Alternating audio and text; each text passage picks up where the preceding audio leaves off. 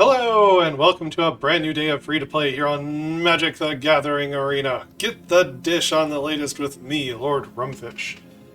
So I am diving into my series on Wilds of Eldraine, the Deckbuilding Toolbox series, in which I have a discussion with you, the viewer, about cards that can be used in the widest variety of decks that have the greatest possible application, so you can go out and craft different deck ideas to your heart's content. So I already started at colorless and lands, as I think those are the most important. They can go in the widest variety of decks. If you haven't checked out that video, go ahead. Here we are going to be looking at white. We're going to start with commons and uncommons, and then we're going to take a look at the rares and mythics. So, Cheeky House Mouse is a pretty reasonable one-drop, right? Savannah Lions. Savannah Lions has been outclassed as a magic card, but the Cheeky House Mouse has some additional upside. You can just squeak by. One white sorcery adventure. Target creature you control gains +1/+1 till end of turn. It can be blocked by creatures with power 3 or greater. So it can only be blocked by small things. It's a useful effect. Both modes on the card only cost 1 mana, so it can go into a very low to the ground aggressive deck. You might be able to help get a creature through unblocked past something bigger like a Sholdred or some kind of a 3-drop, you know. Overall, I think the card is just fine. If you want to, brew around this, look at mono white aggro, a white and another color aggro. It'd be a fine inclusion. Slumbering Keep Guard. So, this one is here because of its pump ability. So it doesn't read like a very powerful card, but if you activate the ability on this and it turns into a 7/7 or larger, the game is just over in a few attacks. So this is a reasonable drop, one drop in like an enchantment deck. And for that, if you want to craft this to build that deck, it doesn't go into a huge variety of decks, it's just common though. Glass Casket. I feel like Glass Casket is a little bit outclassed by some of the other removal in the format like Ossification. However, there's no reason you couldn't run Glass Casket and Ossification in the same deck. The other thing Ossification is not good for is 3 or more color decks, because it's hard to get the basic lands in there. If you're running a really low count of basic lands, you may have to start looking further afield for your removal. This is a budget option that you've got. Pretty easy to cast. Only hits creatures and only hits small creatures. Hopeful Vigil. So this one is interesting because it puts 2 permanents out on the battlefield. Anytime you're doing that, the card's at least worth taking a look at, because this gives you something you can bargain away. Well, technically 2 things you can bargain away. When the enchantment's put in the graveyard, you scry 2, you can sack it on purpose. Getting a 2/2 Vigilant for 2 is not amazing, but having this extra material on the battlefield that you can do something with could be what your deck is looking for. Right? Just like this enchantment deck we're talking about. It's not impossible that Hopeful Vigil could maybe make it into a deck like that as well, especially if you want to sacrifice the enchantments. Alright, Discerning Financier. It's a 2/3 for 3. Human Noble. I would like him better if he was like a 2/4. or even like a 3/3, just so he couldn't get cut down. But if he survives to your upkeep, and an opponent has more lands than you, you create a treasure token, and that can happen every turn. But wait, there's more. You can pay a white and 2 colorless, choose another player. The player gains control of target treasure you control, you draw a card. So he can ramp your mana if you're behind. And on top of that, he can draw you cards by handing away treasures. Overall, this is a very interesting card to me, especially the ramping. In the late game, yeah, and you could have treasure from other sources, of course. So he could be throwing away treasures that you generated from some other way to draw you cards. This guy's interesting. Don't like that he dies to a cut down, but you know, if ramp and Atraxa decks and such become really dominant in the format, this would be some pretty decent tech against the kind of green decks that I like to play. Once you start keeping up on mana, you can do all kinds of interesting things. So, this guy, I think he's better than he looks. It's an amusing card, but I think it could also be a pretty good card.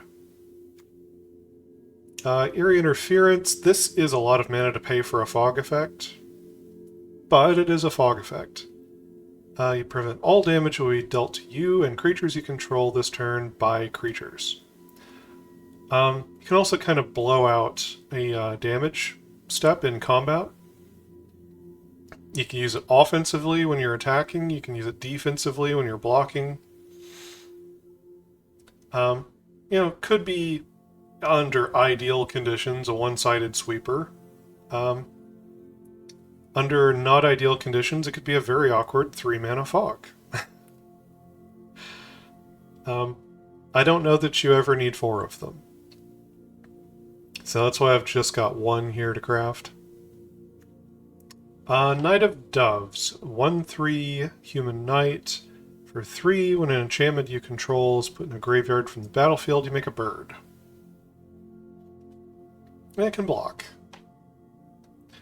So, if you're interested in building this particular deck, right, the enchantment sacrifice kind of deck, this is one of the better payoffs that exist, making these bird tokens. So, I'm not saying that you should necessarily, but it's a good tool in the toolbox to have if you ever want to go that route. Moment of Valor. This is mostly a little bit too expensive. It could be interesting as a one-of. So you can have a surprise blocker. You can have a surprise indestructible harder-hitting attacker. And it can destroy target Sheoldred. So, it's not useless. You'd probably see people running it if it was 2 mana at 3 mana. The surprise indestructible blocker part is kind of cool. Solitary Sanctuary. This one's really neat. It requires the opponent to have creatures. But, if you could reliably pull this off, then you have a source of +1/+1 counters from this enchantment. Now, the opponent doesn't always have creatures, and they don't always have untapped creatures. Maybe you're behind, you've been attacking, you don't get the +1 counters because their creatures were already tapped. There are, you know, this isn't like a slam dunk exactly, but it's not useless. It's, you know, on the kind of game state where this breaks the stalemate, then it's amazing. Anyway, if this looks like the kind of deck you want to craft, then go for it. Otherwise, you know, you can skip it. Stockpiling Celebrant. This one, I'd say, is almost a sure craft, just because of the wide variety of things you can do with it. So you get this 3/2, and ETBs, you can return another non-land permanent you control to its owner's hand. Enchantments are kind of the thing in this set, but wasn't so long ago that there were battles. Battles you might want to return to your hand. Like Invasion of Azgul. Make him sacrifice a creature, lose 1 life, turn 3, Mardu deck, Stockpiling Celebrant. Pick up that Invasion of Azgul, do it again. Look, I got deck ideas already. I'm just saying you might want to craft this one because it could be interesting to brew around. Obviously, you know, it can pick up stuff like the Hopeful Vigil back here. So, yeah, I think this is going to be a useful one for you. Stroke of Midnight. This is just really good removal. It's at instant speed. It's 3 mana, hits non-land permanents. Now, unfortunately, this doesn't blow up the man lands that are in the format, the creature lands. And that could be an issue. There are also some ways that green can get creatures that are lands, specifically. Like the invasion of Zendikar. Right, can turn into a 4/4 land. This wouldn't destroy that. But overall, Stroke of Midnight, this is really amazing removal here for just curing what ails you.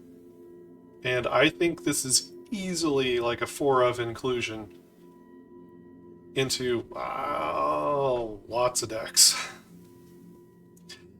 I mean, you don't want to pay... People have got it in their head that you don't want to pay 3 mana to kill a creature, but this doesn't just kill creatures.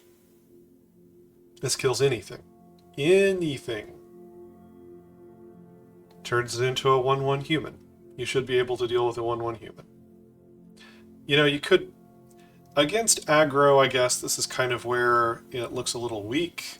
Right, you spend 3 mana on a card to kill like a 1 or 2 mana thing and give them a 1/1 to replace it. That's where it looks bad. But when you're blowing up your opponent's Ashiok or Chandra and giving them a 1/1, then it looks really good. I think this is worth it. Besotted Knight I'm not so sure about. The only reason this is here is just because of the adventure. The adventure is 1 white, it's a sorcery. You create a royal roll token attached to a creature you control. So if you can slip this in when the opponent can't respond, then you give your creature +1/+1 and ward. You make it more annoying to deal with. That can be really good in some kinds of strategies that care about spells and protecting their little guys, like double strikers and stuff, you know. And on the back end, you've got a 3/3 body. That's not amazing or anything, but if you think the front half of the spell could maybe merit inclusion into your deck because you've got spell synergy, enchantment synergy, something like that, then the back end of the card is just a little bit of added gravy. A 3/3 for 4 is bad, but there's this way of looking at cards where once it's on the battlefield, you have to ignore how bad it was. You have to start respecting what it is once it's been cast and it's resolved. The front side of this card will get cast all the time. Once you get the back side of the card on the field, 3/3s are usually big enough to do something even into the late game, right? Can trade with the tokens that get created by, the Atraxa deck. Things like that. 3/3s generally remain somewhat useful as a board presence, even into the late game. Now, all of that's not to say that I think this is a good card or that you should craft 4 of it. I don't know that you should craft any of it. But I might experiment a little bit. We'll see.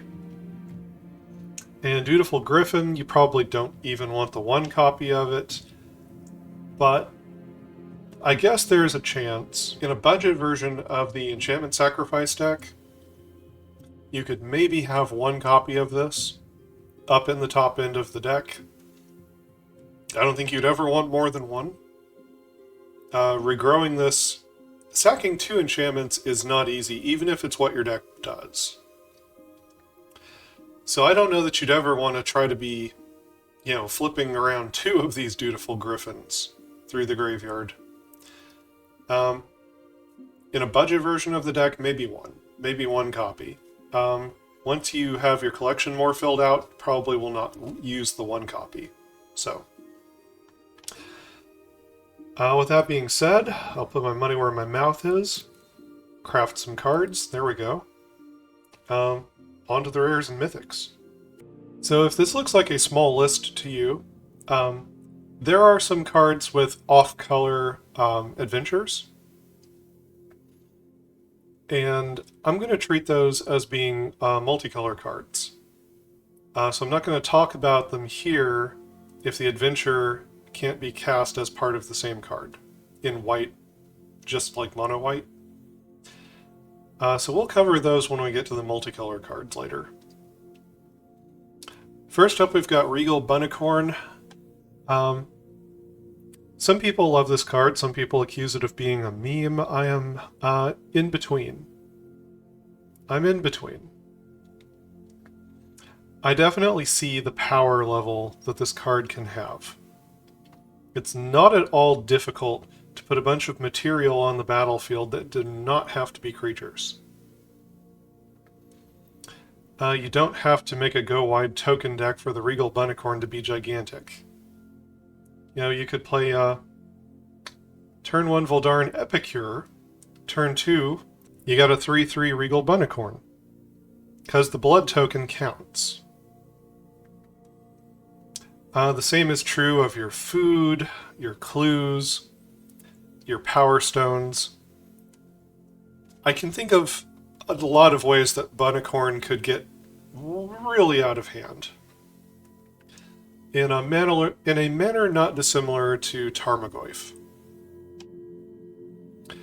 So, anytime you've got a creature that's this cheap, that could become very, very large, it's worth looking at. Vanilla creatures, there's been like a kind of a question in Magic recently of how good can a vanilla creature be before it sees play in Standard? And, kind of the going rate on that seems to be, somewhere around a Tarmogoyf. Maybe if it was like a 5/5 for 2. Actually, personally, I believe that a 4/4 for 2 would definitely see play. And a 3/3 for 2 would see play in budget decks. I firmly believe this. The Bunnicorn could be much bigger. And I think that's worth keeping an eye on and considering for your decks. It requires a little bit of deck building consideration, but it could go into a wide variety of decks that put permanents on the field. So, definitely keep an eye on this one. Spellbook Vendor, I am not as convinced. This is most certainly not a Luminarch Aspirant. It costs mana to use. You can only put 1 roll token on a creature ever. One interesting thing this does do is it nerfs any cursed roll tokens from... Actually, no. Your creature can have a roll from each different player in the game. So you can't get rid of the opponent's cursed roll token, you can get rid of your own cursed roll token. I have seen people use that effect.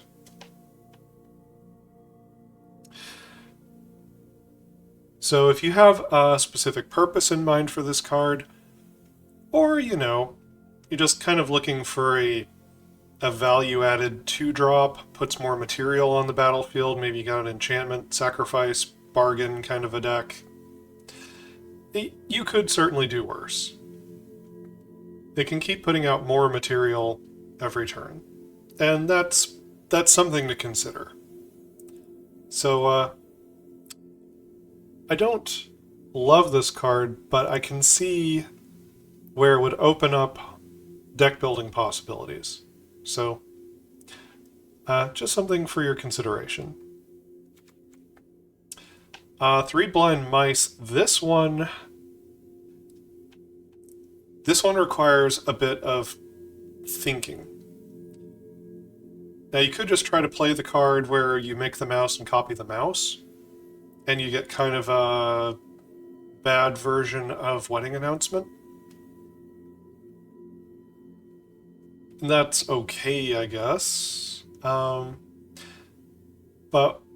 what you really want to do is copy other kinds of tokens. Clue tokens. 4-5 trample tokens from Invoke the Ancients. Stuff like that. You want to be copying the really crazy tokens.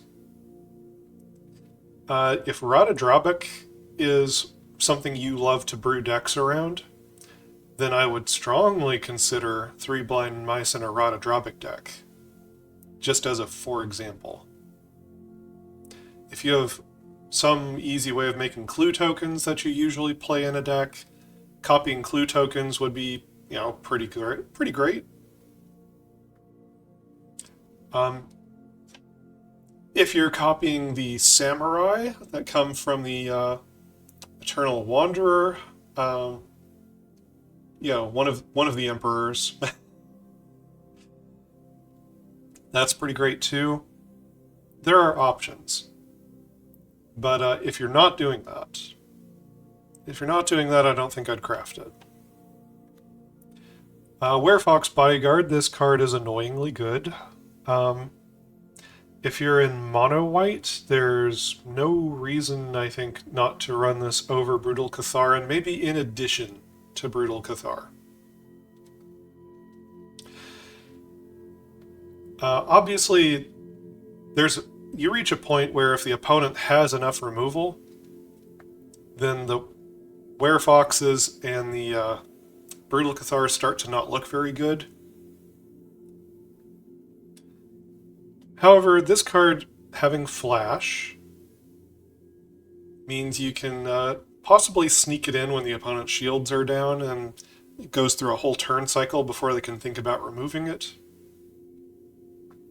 In the meantime, maybe you can attack with it, right, if they don't have a good blocker. You can sacrifice this to gain 2 life. Normally you wouldn't do that. Maybe if you took a token with it and it doesn't have anything that it's holding, then at some point you could sack it for life if you need to. It doesn't play with the day-night cycle, and it has an extra white in its mana cost. But this is, as I said, it's an annoyingly good card. If this is the kind of card you like to build decks with, it'll do good work. So I wanted to call out the Archon of the Wild Rose as a little bit of a trap. There are some other cards that are rares that are traps. That's not to say that it can't win you the game or that it might not be good in a particular deck. I just feel like there aren't very many decks this can go into. And if you build that deck and it turns out that deck's not very good, then you're out those wild cards and you can't put them towards other decks very effectively. And that feels terrible. So clearly this card wants you to have a bunch of auras. Now, before you would ever think about crafting this Archon of the Wild Rose, or there's an enchantment that gives +2/+2 to enchanted creatures you control, before you ever think about crafting those cards, first you should ask yourself if Spellbook Vendor looks like a worthwhile card. This one has more flexibility. This one at least can be of some use in other strategies and archetypes. It's not a dead card. You can put it into other kinds of decks to craft with. I would craft this before you ever set foot with Archon of the Wild Rose or that other enchantment. So, buyer beware. Expel the Interlopers. We have better sweepers in Standard. If you want it for 4 mana, you get Depopulate. If you want it for 5 mana, we've got cards like Sunfall. That's not even the only one. We also have By Invitation Only. You might have forgotten this one exists. Yeah, you can make each player sacrifice up to 13 creatures. If your board is wider than the opponent's board, you can make them sacrifice every creature they have and leave yourself with a few of your best creatures. Now, Expel the Interlopers works in a similar way, where if all of your creatures are very small, and the opponent's creatures are not, or most of their creatures at least are not the important ones, maybe you could get a similar effect with Expel the Interlopers, compared with By Invitation Only. But if all of your creatures are very small, then it's very likely that your board is wider than the opponent's. And if your board is wider than the opponent's because you have lots of small creatures, By Invitation Only might still be a better card. And Sacrifice is more of a sure thing than Destroy. Right? Destroy doesn't get around Indestructible. Sacrifice is a very good piece of removal. It doesn't get around everything like Sunfall with Exile, but it's good. It's strong. And much like Sunfall, it might leave you with creatures. Sunfall leaves you with the Incubator token. By Invitation Only might leave you with some of your best creatures if your board is wide. So Expel the Interlopers is kind of a distant third or fourth. And then if you want to go up to 6 mana, there's Farewell, and Farewell deals with just about every kind of permanent that's not a planeswalker or a land. So, or a battle. Battles actually sidestep Farewell as well. So yeah, this is not the best sweeper. The main reason I might think about crafting one, sometimes I like to go a little bit singleton on my decks. There are ways in Standard of removing multiple copies of a card from your deck. Most people don't run them, but there are ways, and if you want some redundancy, or if you want to make a 200 card control deck, who would do something like that? Then you might need to have more sweepers than just the best ones. Virtue of Loyalty is a pretty great card for a creature deck. You get this flash 2/2 Knight with Vigilance. That's pretty handy, right? Giving it flash on top of being a 2/2 with Vigilance, it's already kind of on rate. And then you get this 5 mana enchantment where you untap all your creatures and put a +1 counter on each of them. You're probably just going to kill the opponent with damage after a turn or two of that. But I'd like to point out that Virtue of Loyalty could fuel some kind of synergy or combo deck if your creature is tapped for mana, let's say. Or if your creature is tapped to do cool abilities. This untaps all of them at the end of your turn.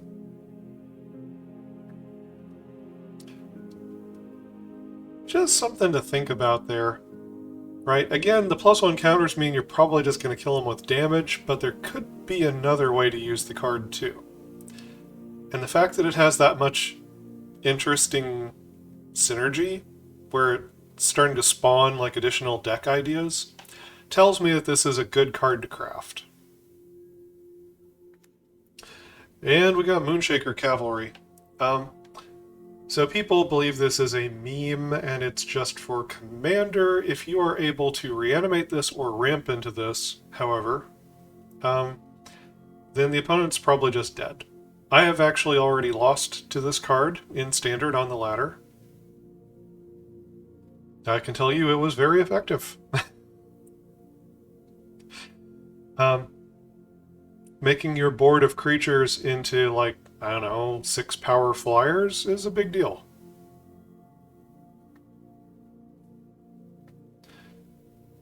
And it being a 6/6 flyer on its own, that's below rate for its mana cost.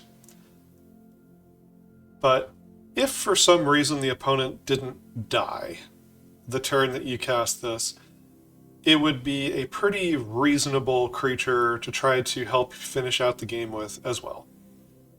Most of the time, the enter the battlefield trigger is going to be enough. But a 6/6 flyer is not inconsiderable. I don't think you run too many copies of it. Even in the deck that wants it, you probably want like 1 or 2.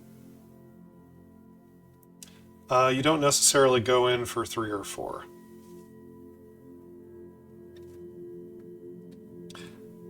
Alright. So with all that being said, my intention is to use about 3 rare wild cards and 1 mythic. I can't shake the feeling that the Bunnicorn is going to do some serious work.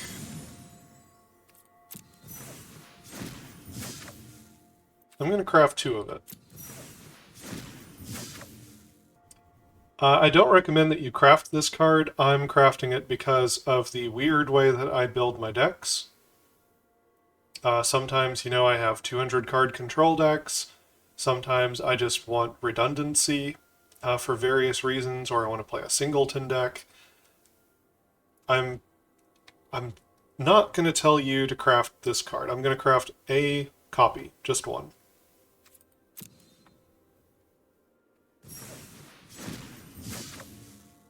And I think Virtue of Loyalty is really interesting. I already have 2 copies, but I am going to go in for a 3rd. The deck building considerations of this card, I think you could easily fit all 4 copies into a deck, just because the 2-mana version of the card is reasonable. And if you're building around the untap ability, then yeah, you're going to want all 4 copies in that deck too.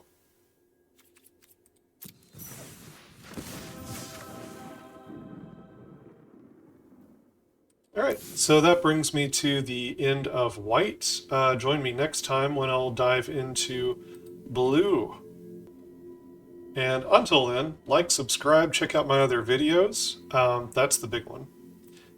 And never stop honing your critical thinking and empathy.